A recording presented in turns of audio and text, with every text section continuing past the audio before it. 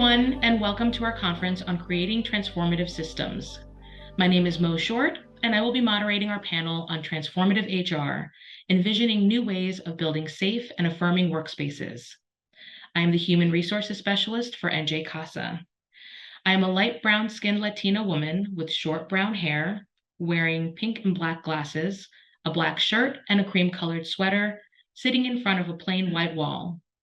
Our panelists today are Robin Parker, Yujin Kang, and Q. Olivia Rivers. Robin Parker is the Executive Director of the Beyond Diversity Resource Center. His work focuses on building a more inclusive society through anti-oppression training and organizational development. He is the co-author of the Anti-Racist Cookbook, a guide for conversations about race. Prior to joining the center, Parker was Deputy Attorney General in the New Jersey Division of Criminal Justice and Chief of the Office of Bias, Crime, and Community Relations. Robin? Thank you so much. It's a pleasure to be here. I wanted to quickly describe myself. I'm an African-American man wearing a black shirt, and my background virtual is mostly white and yellow. It's a pleasure to be here. Thank you, Robin. Our next panelist is Yujin Kang. Yujin is a trainer, organizational consultant, executive coach, and healing justice practitioner with over 10 years of experience, combining anti-racist equity principles, public health, and trauma-informed care into her facilitation, consulting, and program design. She combines her experience as a healing practitioner, first-generation immigrant, and survivor, weaving mind-body modalities and anti-racist practices into her work. Yujin? Thank you, Mo. Hi, everyone. So great to be here. A description for me, I'm Yujin. I am a light-skinned East Asian woman. I'm wearing a cream jacket with a black top. Behind me, I have a virtual background that I wish was my real home that has a fireplace and some comfy pillows in the background. So great to be here. Thanks, Yujin.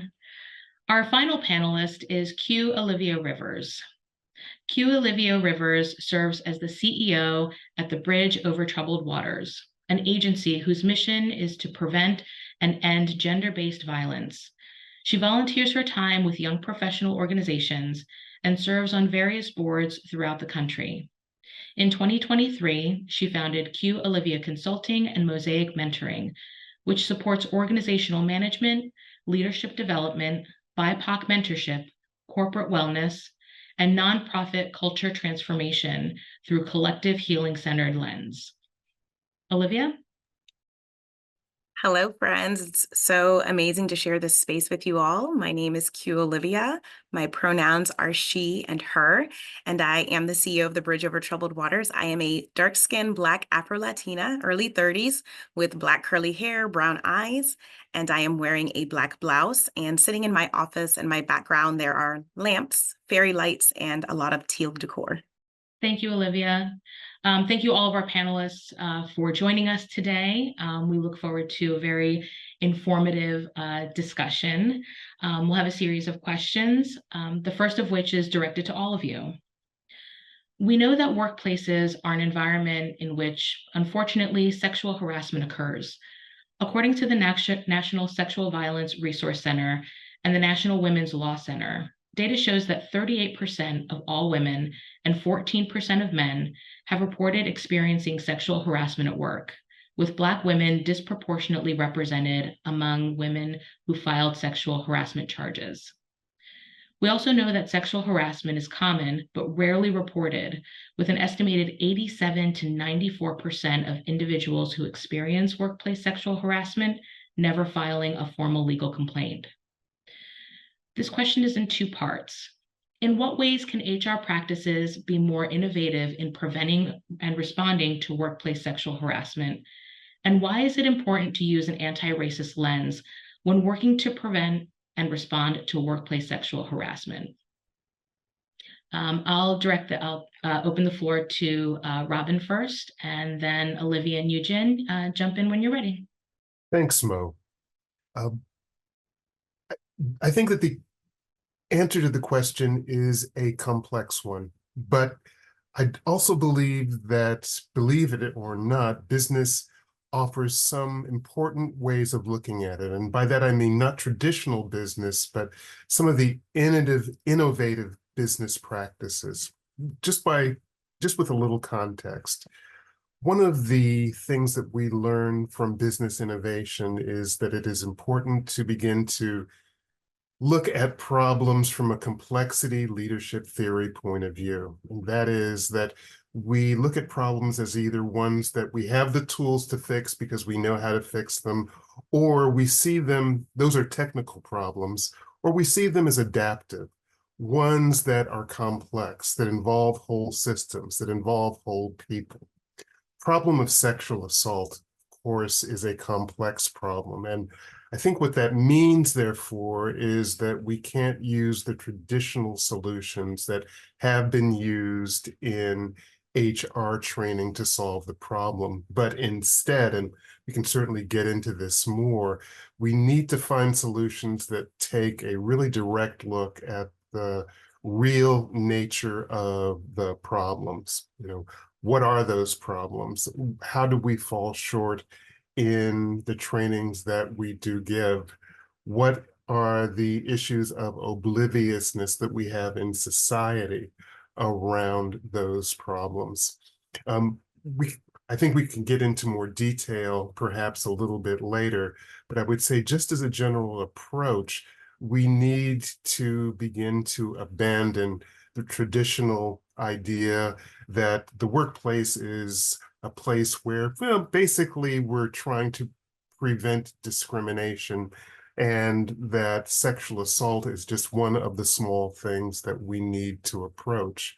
I would instead say that sexual assault has such a devastating impact, not only on the country at large, but also taking out billions of dollars in health costs for the workplace, that it is something that needs to be taken up in earnest and innovatively. That was a great answer. I definitely agree with you, Robin. It is a complex issue for sure. And as I was processing this question and looking at what our agency has recently had to do as far as addressing it, there were some things that came to mind.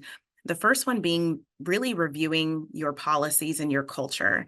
For me, coming in as a new CEO in the last 3 years, I noticed that some of our policies were very archaic. And what I've learned is that archaic policies are the thief of progress and growth. And so as leaders, we need to really review these policies on a regular basis and making sure that they foster a culture of respect and equality. And then as a leader, I have to make sure that me and my senior team, we model the policies and culture so that it permeates the entire workplace. We do a lot of training on bystander intervention, not just in our community, but within our culture as well, and making sure that our employees have resources to support one another. Another thing we're looking at over the next few, weeks or months is an anonymous reporting system. And I know that can be difficult with some agencies, but what we've learned by having a couple of reports internally is that we want to make sure that there's a true level of confidential reporting mechanisms to encourage employees and witnesses to come forward without fear of retaliation. And I know that's something we can probably jump into a lot more later. And then also, I feel one of the areas is to increase diversity. What I've learned is that harassment is more likely to occur in workplaces that lack diversity. Sometimes violence can be perpetuated if everything is homogenous. And as far as the two-part question of addressing it with an anti-racist lens, that's heavy as well, because I think you do have to look at sexual harassment being an intersection of gender, race, identity, and all these other social categories. That definitely influences how people experience harassment and how they're going to choose to report it. Currently, I know we're all in different states, but laws, especially here in Texas, they do exist to protect against sexual harassment or racial discrimination, but sometimes not both. So if you are someone like me who finds themselves in the intersection as a Black woman, sometimes that you can experience something called racialized sexual harassment. And then there's, where do the laws protect you when you kind of fall in that crossfire? So again, I think it takes a lot, as Robin said, addressing the power dynamics that contribute to systemic racism and all the biases. And so it's really hard, but it's really about building trust and making sure you're following all of your legal compliances. Thank you both. I'm nodding a lot. I'm saying silently to myself in my office.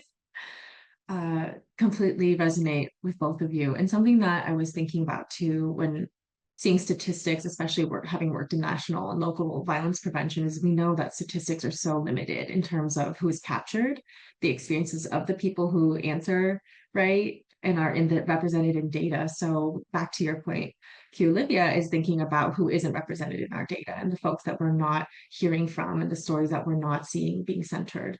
So one is for me, is thinking about probably how much higher statistics likely are if people are educated and understand what sexual harassment and sexual violence can look like in the workplace. I think one thing tangibly that folks can do in the workplace is start to debunk and make it very clear what the spectrum of behaviors are. I think for folks who've been in the workspace for a long time, right, there's those really traditional like videos or courses that you're forced to do. People might like click through and be like, yeah, I would never do that. They seem like really extreme examples. And of course that happens. That's where those examples come from. And I think it's important to show the subtleties of language, the ways people can comment on your race, on your gender, on disability in connection with harm. And I think those are the moments where people, including myself, I've been in spaces where I was like, that felt weird. That felt a little off, but it wasn't so extreme like the examples I'm always being presented about violence, to the point that I would think, oh, that's something I can do to report. I also think there can be a scary element of reporting. It can feel connected to, right, like policing and very like legal energy. And I think that's important to present as options for survivors and to also debunk what it takes and to have advocacy for people who want to report. A lot of the time, the burden is on the survivor to provide a lot of proof. And depending on the organizational culture, that can also be re-traumatizing.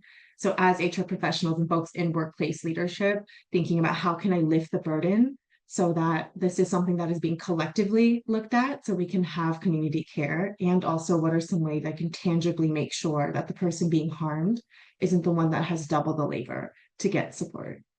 And then lastly, in connection with the second part of the question with anti-racism, I think it's critical to think about the intersections that Olivia and Robin were talking about as it relates to identity. It's so limiting to talk about violence without talking about the different intersections of identity. I show up in the workplace as a full human being, and there are ways that I can't disconnect from my identities as I'm experiencing positive and negative interaction. So I think connected to violence prevention is this larger need for folks to be educated around not only diversity, but really equity and inclusion. How are folks who are looking different from me, have different access to privilege, receiving support or not in our workspace? Thank you, everyone, for your amazing responses. I mean, that doesn't really, it's an understatement, but it's the first word that came to mind after each and every one of you spoke so eloquently about this. And it just makes me excited for our further discussion. The next question I have is for Robin. We know that typical workplace anti-sexual violence practices, at best, merely comply with anti-discrimination laws and do little to create a culture of mutual respect that addresses sexism, racism, and patriarchy as societal challenges. How can workplace HR programs effectively take responsibility for confronting sexual violence, not only as a workplace matter, but also as a societal malady? Mo, thank you for that question. I mentioned before how differentiating between complex challenges, adaptive challenges, and technical challenges was really important. And I think one of the things that the workplace needs to do, therefore, is as we look at the problem of sexual assault, take a really hard look at how the society is responsible collectively for making sexual assault happen. And I don't say that lightly.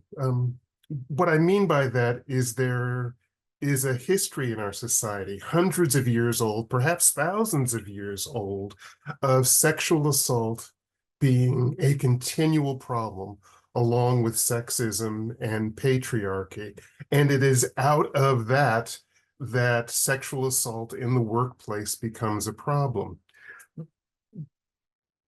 On the one hand, that seems obvious, but on the other hand, it is not something that as a culture we talk about very much. Instead, sexual assault, sexual violence is seen primarily as being done by bad actors, perpetrators, and nobody else takes responsibility for that, mostly. And so what we end up with is HR practices that are really quite naive, right? Oh, let's talk about the law against discrimination. We have a poster up here. It says that, these are the things that you can do if it comes up, but we don't get at the heart of what is really happening. And so what I think needs to happen with HR practices is that we need to step away from the notion that sexual assault is mostly a private matter. It's a huge societal matter that we need to tackle. I also think that the workplace needs to take more responsibility for how it foments sexual assault. Remember that sexual assault happens in many kinds of workplaces, not simply in the office, but women, for example, who are migrants suffer high levels of sexual assault when they are working in agriculture. Many women and others who work in private companies experience high level of sexual assault because there is not much recourse. And so workplaces have to take a strong stance, not simply that the laws against discrimination should be well applied, but a synergy that we need to do something to eliminate sexism and all of the pieces of patriarchy that have helped sexual assault move forward. And so what I would say is if we really want to make a difference, one, we need to talk about the problem of sexual assault, not as something that is simply caused by a few bad actors, but something that we are all responsible for and want to change. Two, we need to recognize that the amount of dollars, and this is where the workplace synergy comes in, that's taken out of our economy because of sexual assault is huge, and therefore there's a really strong business reason to address this. And three, going back to your question on why it's important to take an anti-racist stance, instead of isolating the problem as one that is a problem for bad actors, an anti-racism stance or an anti-oppression stance gives us the opportunity to take a big step back and say, how is it that all of these actors at work, at home, and at school conspire to keep this problem going? My thought is that if we apply those principles, we can come up with practices, some of which our fellow panelists have talked about, that can be really innovative, that start to strike at the heart of the problem, and can also be liberating because they get at the underlying problem, which is sexism. So imagine conquering sexual assault, but also making the world better because we have ended sexism and other forms of oppression. Sounds like a big win-win. Olivia, Eugen, do you have any thoughts you'd like to share? Absolutely. I mean, Robin, you said it so eloquently, and just to build upon what he shared, just overall, I think we all know this, but our HR practices have to be proactive instead of reactive. That's what I learned coming into this role, is that, you can make statements about harassment or violence after something has happened, and while it might be a little helpful, it also seems performative at best. So having those conversations and making statements of equity and safety before they happen sets a tone for all on where the agency stands. This also might make an employee think twice before engaging in harmful behavior when they know the leadership has taken these stands and they're constantly bringing it up. And it will give victims the confidence to come forward to report. As my panelist Eugene said earlier, there is that fear of all of those things. And so when the culture is permeated, like this is where the agency stands, we're not going to wait till harm happens. We're going to continuously bring it up. It kind of helps alleviate any of those things that we were addressing earlier. And then also, I love that she brought up data, Eugene did, because it is tricky. The data that we see on an international or national level doesn't really capture it. So I think what we should do as leaders in our agencies is create our own data, follow our own data, identify the trends or patterns from our own complaints of workplace violence and harassment, so we know where to target intervention and prevention, and trying to make those efforts to update policies as necessary. And then also feedback. When I first came into this role, I told my director team, I said, let's do an employee survey. And that sometimes that scares leaders, getting employee feedback that could be raw. But really asking employees what they need. What does it look like? Including them in the strategic initiatives to address workplace harassment. And again, that goes back to just fostering a culture of zero tolerance at every level within the organization. So I couldn't have said it better than Robin, but I definitely think we just have to be more proactive across the board. Thank you. One last thing I would add to my colleagues' amazing points is another way of approaching sexual harassment and sexual violence and just violence at large in the workplace is treating it as a public health issue and thinking about the ways also, for example, in what we've been discussing, racism, racial harassment, all of these things being connected to people's actual health, right? This is not something that's just interpersonal. It also affects the health on a macro level of the organization. Robin, you talked about business case. I think that's important to couple with, of course, the emotional impact and information of what it means for us to spend most of our time at work, right? The 9 to 5, I'm seeing my colleagues more than I'm seeing, unfortunately, my mom. So there are ways that we are trying to build a community and be intentional. And many organizations have a set of values and a mission statement. Connect that directly to how you can create a culture of health in your organization by preventing violence, by being proactive. And I think that could be an additional approach. Thank you all so much. Eugene, our next question is for you specifically. What are some of the barriers you encountered with implementing innovative practices that challenge current customary policies, which embody oppressive and hierarchical practices? And how did you overcome them? Yes, this has been a really interesting theme across my career, is being interdisciplinary. So through my education, I'm trained as a linguist, as someone who studied violence, currently in graduate school, studying how racism impacts our health. And so all of these ways, my brain is primed to connecting, oh, wow, how could we do this differently? How could we do this in a way that centers people and our hearts more? And a lot of times our workplaces are not set up for that. One, because it can feel risky, it can feel scary to bring in the personal experiences of folks, especially when it comes to experiences of violence or discrimination. How can we hold a container that lets people be honest and receive help, but also the HR lens, the kind of organizational lens of we also want to be mindful of liability, be mindful of our organizational reputation, of retention. So I would say some of the challenges I've experienced, I mean, one of the things for me has been really experiencing the impact of community spaces such as employee resource groups or affinity groups. That can be a really powerful way for people to come together who usually may not in an organic way, right? I might not work with you, Mo, but through this group, we're able to connect and share about our experiences. And one of the first things I hear when an organization is trying to bring a space like this is fear. Oh, what's going to happen when non-senior staff come together? What's going to happen when people of color come together? What's going to happen when women come together? And it makes total sense from kind of like a survival lens. If you've never had a specific space like that before, it can bring fear. It can bring also, I think, feelings of, well, what about me? Like being left out. So I think one of the ways I've overcome some of these challenges has been one, explaining explicitly what employee resource groups are and are not. For example, it's not a therapy group. It can be therapeutic and we can experience really real beautiful community, and there are limits to the space that are protected for everyone.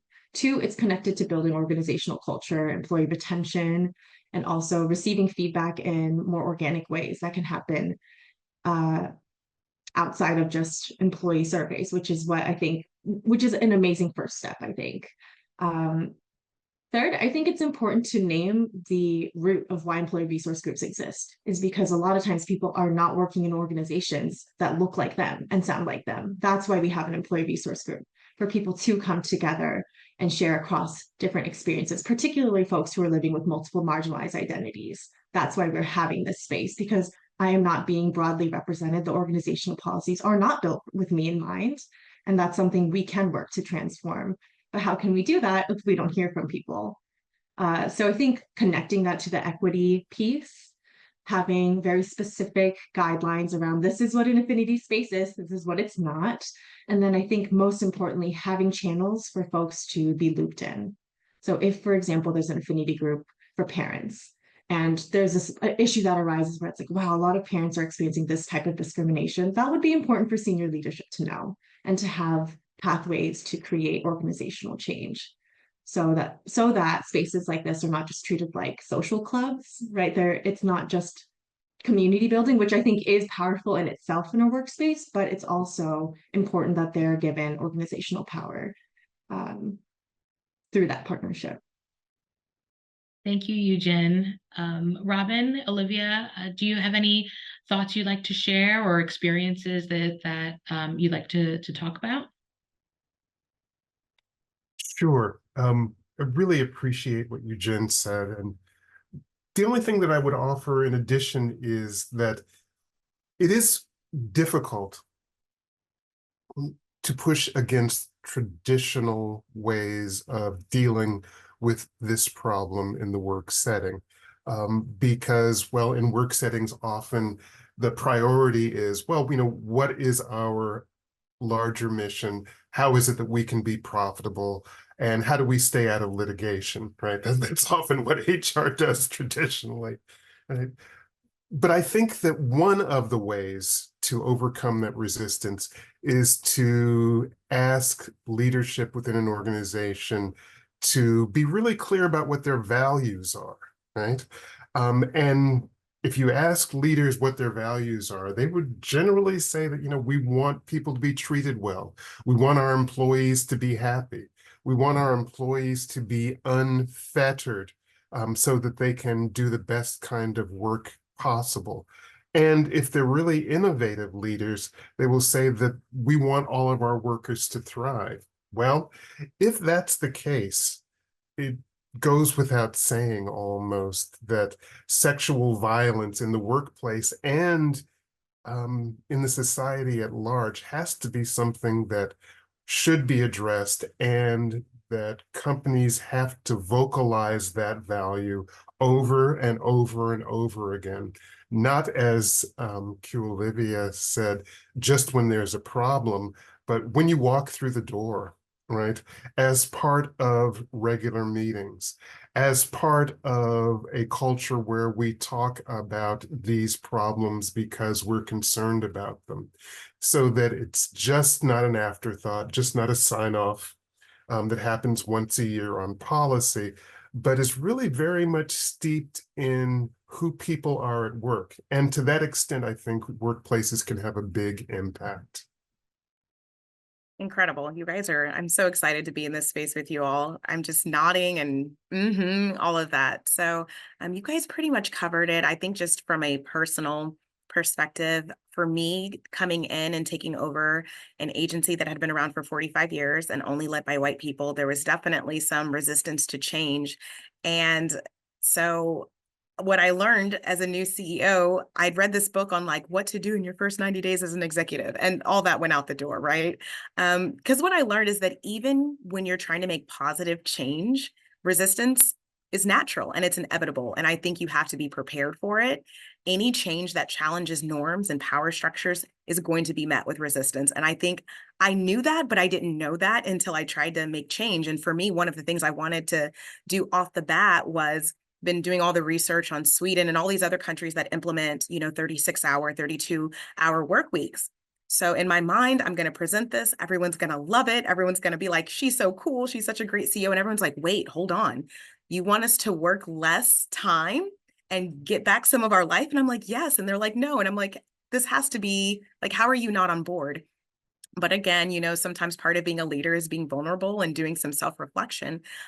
What you have to do when you're presenting changes is you first have to highlight the issues and the concerns, which I didn't do. I think I thought everyone knew what the issues were, being overworked, burnout, all of that. But sometimes you really have to communicate it and say, I see these issues. I know you guys feel it. And then you have to communicate the need for effective change. What does change look like? Getting that buy-in. If we change to 36-hour or 32-hour work weeks, what does that mean for you? How can I help you navigate that? How do I help you problem solve and, do time management and all of those things? And so then you offering like training and town halls so people can ask questions of the leadership when changes are being made is really critical. So I will say that that's just something to expect. Even if you're trying to make good changes, there's going to be that resistance to change. And another thing I've learned is that resource constraints, right? Being a nonprofit is really difficult. Some initiatives and innovative practices that you want to implement are going to require financial investment. And as a nonprofit or an organization with restricted budgets, that may be a challenge, but you have to really prioritize that and say, where can we find the funding to support these changes that we're trying to implement? But change, there's always going to be resistance, even when it's good. I'm just giddy over all of your responses. This is just really inspiring as well. And the acknowledgement that, like, yes, change is hard, change is scary, but change is necessary. And just hearing how each of you persevered through that, I don't know, that inspires me. So thank you. Thank you for sharing. Olivia, this next question is for you. Most workspaces conform to traditional hierarchical models that reinforce power imbalances and perpetuate harmful punitive practices. What are some shifts we can take to decolonize approaches to leadership and organizational culture? Also, how do we create more holistic, thriving models rather than just updating policies and hosting trainings, which, although helpful, are often undergirded by the same systems and frameworks we're seeking to dismantle? I'm sure my colleagues will agree that we could spend 2 hours just on this question alone. So I'm very excited to answer it, and I'm excited to hear from them as well. But man, this is a beautiful question, very important, but I know hopefully we can, do it some justice. I will start by saying I'd like to recommend Edgar Villanueva's. He has a phenomenal book titled Decolonizing Wealth. And in this book and his research, he uses the term colonizer virus. And that's basically describes the negative impact on people and institutions that was a result of colonization.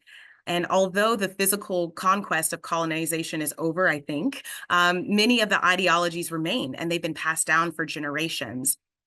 And for those who are unfamiliar, the colonizer theme is divide, control, and exploit. That is the theme behind colonization.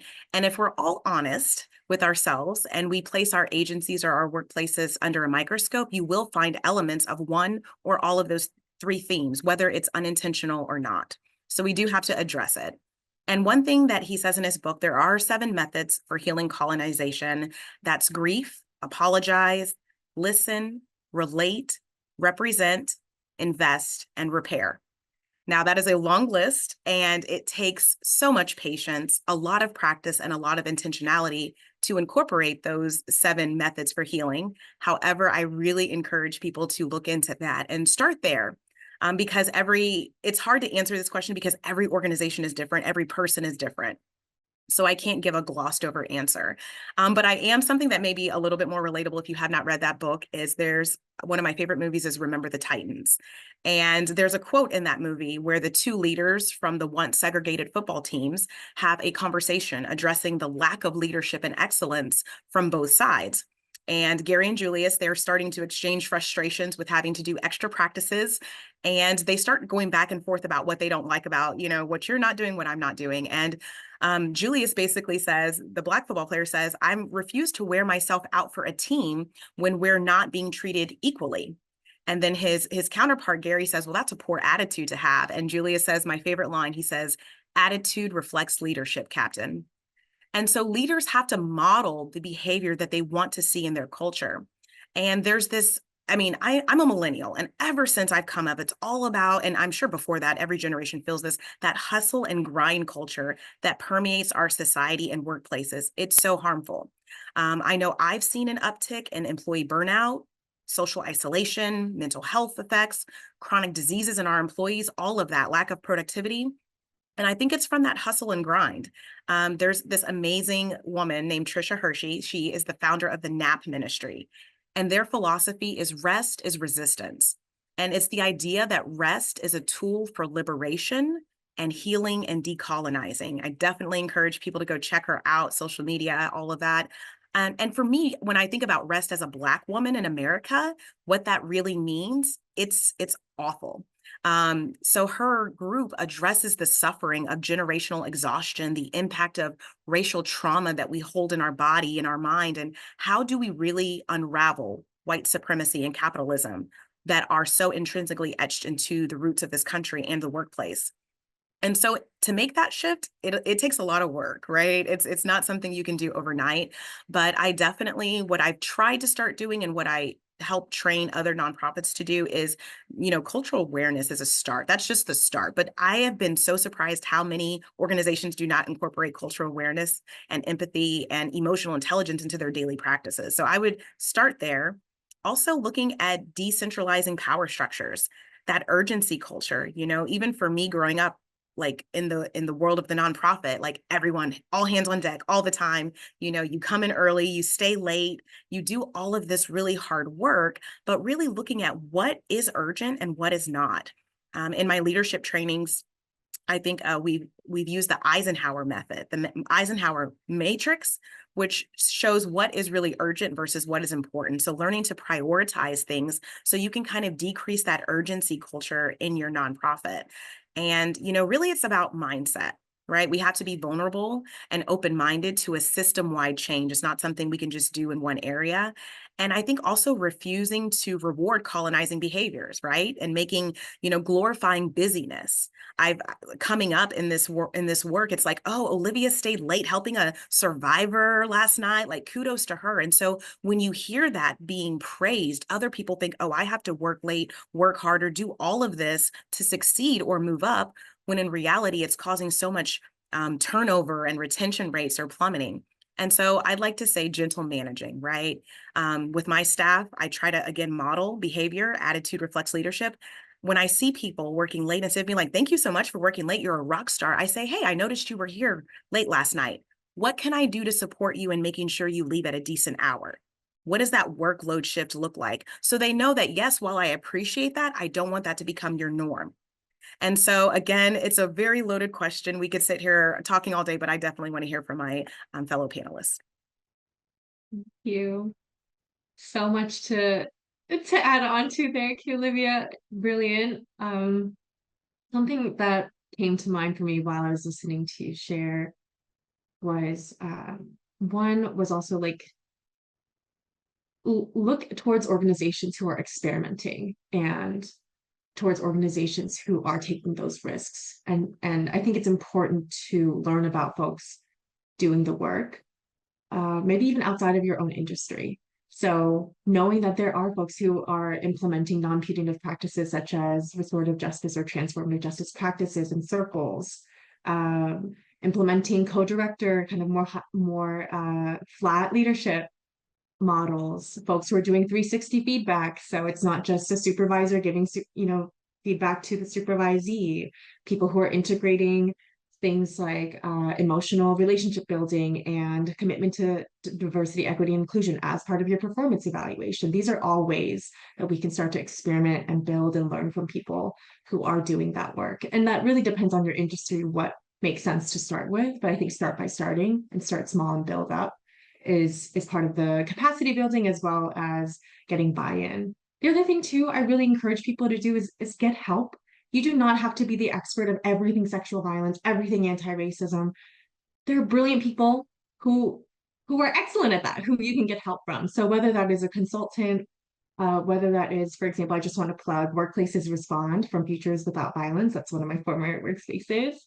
It's a free national resource center that's connected to providing technical assistance to organizations who are interested in creating workspaces that are more trauma-informed and have survivors at the center. So a lot of this is also education on how we can get the people who do the work really well to come and help us and help translate some of that work. I think of like the translation piece and the code switching piece. Some things I might say in a nonprofit setting and it makes total sense. And other things I'll go to corporate and it'll be the same. The heart of the matter is the same. The words are different. And that's important to do in building buy-in and connecting with where people are at. I just want to add briefly to what my co-panelists have said, and I really appreciate the comments, is that one of the things that I think that workplaces need to get over, if you will, and indeed society needs to get over, is the failure to discuss the gendered nature of sexual violence. I mean, it's obvious, the sexual violence tends to skew heavily toward people who identify as women as being the targets, right? But in the workplace, there's well, no, we don't want to talk about that because, that's really kind of icky. And, what would it mean if we started to say that men are the problem? Can we really do that and keep the workplace safe? And it's really uncomfortable. All of those wonderful things that keep the problem of sexual assault in place and sexual violence in place. I remember when I years ago worked in the New Jersey Division of Criminal Justice. This is an example of how society conspires to help sexual violence go forward. There's a paper called the Trentonian. It's one of and it used to have something called the Page 6 girl. It was usually a woman wearing a bathing suit, that kind of thing. And I remember a manager there would every week hang up the Page 6 girl. And this was a manager, very high level, and he thought it was funny, right? Very few people said anything about that, right? It was just, well, it's fine. We really don't want to address the nature of that. He's a little bit of an oddball. Everybody had their excuses, right? And I bring that up to say that that's something that is highly gendered. It's not simply a matter of a bad actor. It is a matter of a number of bad actors, I would say, including the people that did the Page 6 girl at the paper, the people who worked there, who were male, who didn't intervene, and a great deal of institutional silence that allowed that to go on for months. We need to find ways to break away from that. And I believe that taking that anti-racist stand that people have been talking about is really important, because we can say, look, this can't stand anymore, because this is something that we can critique and we must talk about. And I would also say that although it is important to get the leadership of women in this, that men need to step up. They need to not be silent, and they need to make sure that they communicate that they believe the problem of sexual assault is their problem too. Thank you all so much for such insightful responses to a really complex set of questions. One final question for everyone, and this goes out to each of you. Within our current capitalistic system, the prioritization of profit and productivity has created a quote unquote urgency culture that often results in overworked staff and burnout. How do we resist this harmful workplace culture and foster more supportive, anti-oppressive workplaces while balancing the urgency of the work? And how is this connected to creating safer, more affirming workplaces for all survivors? I'll open this up to anyone who wants to start. A few things come to mind for me in hearing this question. One is how trauma responses show up in the workplace for both trauma survivors and just all of us having survival responses. And one of the first things that comes to mind when I think urgency culture, in addition to how that ties in with white dominant culture in America, is the fight or flight. A lot of times when we rush people to make a decision or to say something or to do something, it can replicate power dynamic that's already represented in someone whose power is taken away when they're surviving violence.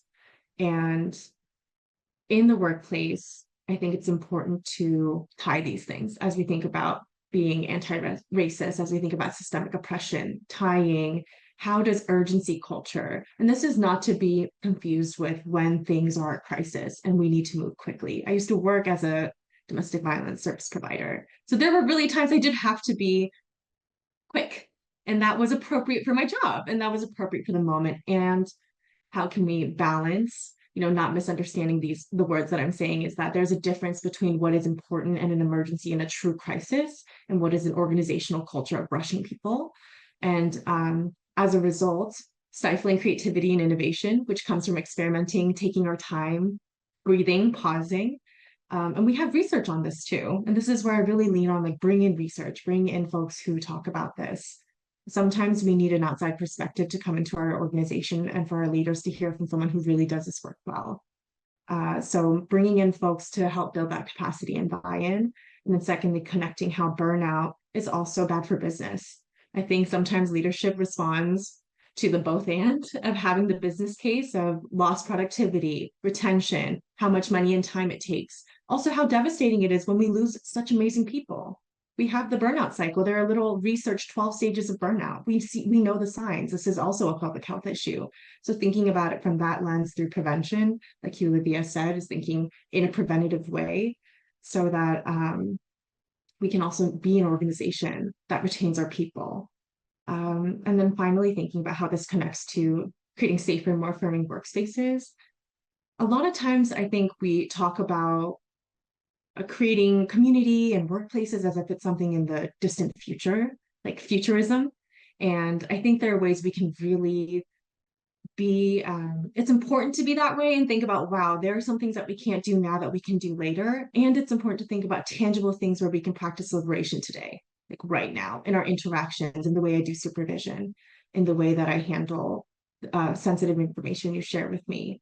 So I would encourage people to also think about the ways we can practice that today. There are things we could do right now to practice healthier and safer workspaces. And then there are more structural things that we can do to do justice by our team. Thank you, Eugen. I think your comments are so well taken.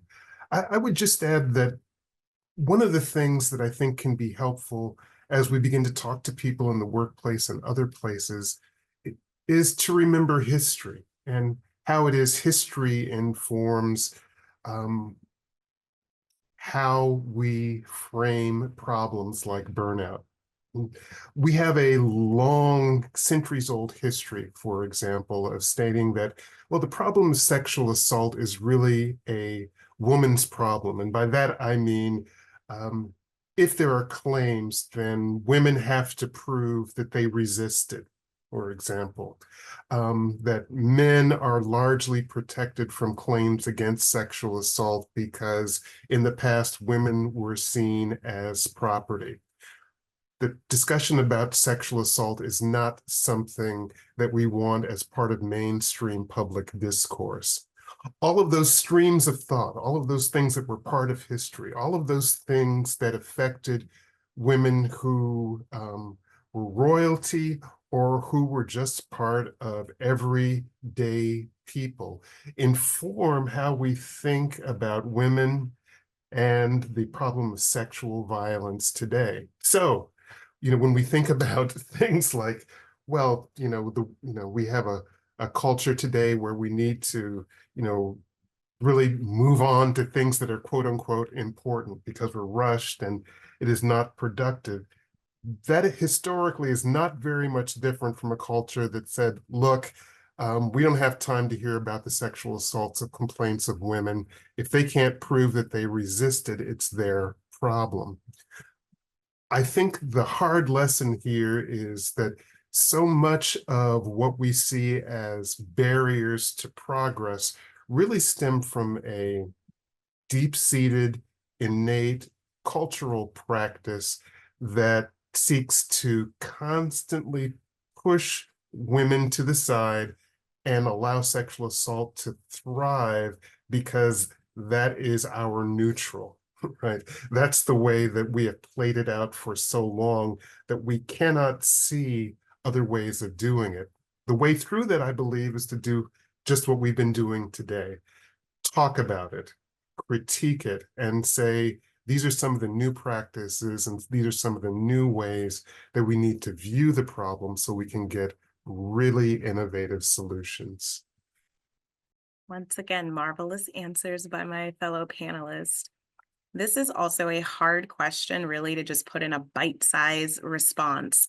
But going back to it, how do we resist this harmful workplace? I want to just say no, but I know it's more complicated than that.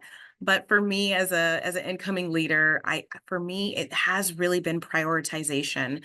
Research shows us that we are not good at humans at prioritizing the most important things. We want to prioritize the shortest deadlines, the things we can do quickly. And so I think as a leader, you really have to make this conversation, as Robin just said, a priority. Make it a priority. Keep it at the forefront of everyone's mind so that it is intrinsically involved in all of the policies and procedures. And it becomes a norm, a cultural norm. And then as I've been working on my agency strategic planning, realizing that a lot of people don't know how to set goals, right? And so many people don't set realistic goals for what their agency can do, what they're able to manage on a regular basis, because we do have that battle of fighting against what grantors need or what numbers look like and outcomes and all of that. But when you set tangible goals, it allows you to get you and your staff off of the urgency hamster wheel, so to speak. Also, I would say holistic well-being is so important. One thing that we've started doing is incorporating wellness into our benefits packages outside of the normal benefits, right? And so you have to realize that you almost have to create a buffet style. You know, you can't offer yoga to everyone or gym passes. Not everyone's going to need that or want that. You really have to curate and tailor what it is that you can offer. I am the queen of wellness days. I'm notorious for telling my staff, I want you to call in well, not sick. So we've incorporated wellness days that are not tied to the PTO they earn. They're just given. We have birthday holidays. I'm always like, give them a day off, give them a day off, right? And so again, incorporating those wellness and making it a part of your organizational norm. And so people aren't afraid to call in, or they're not waiting to use certain PTO when they're really sick. They can just say, hey, I'm spending time with my kids today, or I don't want to be at the office. It's too gorgeous outside, right? But you still have to balance that, right? And speaking of balance, I know that was actually in the question, how do you balance all of this? There was this really beautiful picture that was painted at a women's luncheon I went to recently where they talked about we are really trying to find the balance, all of us in our lives. But as we find that balance, we're always going to be juggling balls. And she said something real that stuck with me. She said, some balls are glass and some balls are rubber. The key is to never drop the glass balls.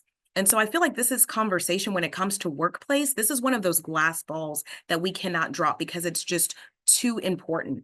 There are things that we are not going to be able to focus on 100% of the time. So we have to be willing to lay down those rubber balls because they can bounce back anytime. But those glass balls, we definitely need to keep them in the rotation. And then another thing I would say is to schedule rest.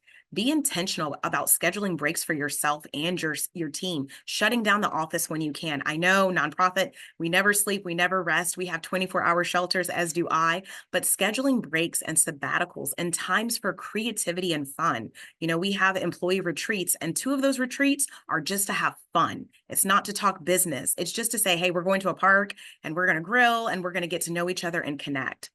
And then I would say for me as a leader, one thing I've had to learn is to be a buffer.